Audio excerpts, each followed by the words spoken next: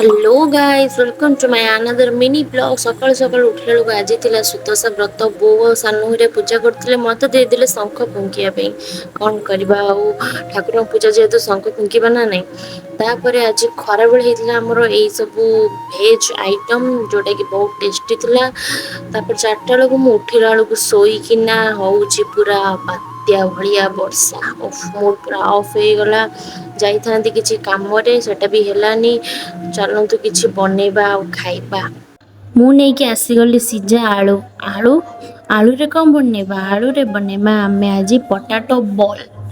Ball ଖେଳିବା ପାଇଁ ନୁହେଁ, ଖାଇବା ପାଇଁ। ଫାଷ୍ଟ ଆଳୁକୁ ଏମିତି ଚାମଚରେ ସବୁ ଭାଙ୍ଗି ଭୁଙ୍ଗି ତାକୁ ପୁରା ଚକଡ଼ା ଚକୁଡ଼ି କରିଦେବେ। ତା ଦେହରେ କର୍ଣ୍ଣଫ୍ଲୋର ଆଉ ଲଙ୍କାଗୁଣ୍ଡ, ଟିକେ ଚାଟ୍ ମସଲା ଆଉ କିଛି ସ୍ୱାଦ ଅନୁସାରେ ଲୁଣ ଦେଇକି ଭଲ ଭାବରେ ଚକୁଡ଼ିକି ଏମିତି ଚକୁଡ଼ିବେ ଯେମିତି ସେଟା ଖଦଡ଼ିଆ ରହିବନି କି ବେଶୀ ପାଣିଆ ହେବନି, ମିଡ଼ିୟମ୍ ସାଇଜ୍ ରହିବ। ଏମିତି ଗୋଟେ ଡୋ ତିଆରି କରିକି ଏମିତି ଗୋଲ ଗୋଲ କରିକି ତାକୁ ତେଲରେ ଛାଣିଦେବେ। ପୁରା କ୍ରିସ୍ପି ହେଇଯିବ, ଯେମିତି ପୁରା ଏମିତି ଗୋଲ୍ଡେନ୍ ରେଡ଼୍ ଟାଇପ୍ର କଲର୍ ଆସିଯିବ। ତ ବହୁତ ଭଲ ଲାଗିବ ଖାଇବା ପାଇଁ, ଆଉ କ୍ରିସ୍ପି ଲାଗିବ। ବର୍ଷା ପାଗରେ କ୍ରିସ୍ପି ଖାଇବା ପାଇଁ ଭଲ ଲାଗେ ନା, ତ ଏମିତି ତାକୁ ଡେକୋରେସନ୍ କରିଦେବେ କାଢ଼ିକି। ତାପରେ ରେଡ଼ି ହେଇଗଲା ଆମର ପଟାଟୋ ବଲ୍ସ। ଚାଲନ୍ତୁ ଟେଷ୍ଟ କରିବା କେମିତି ଲାଗୁଛି।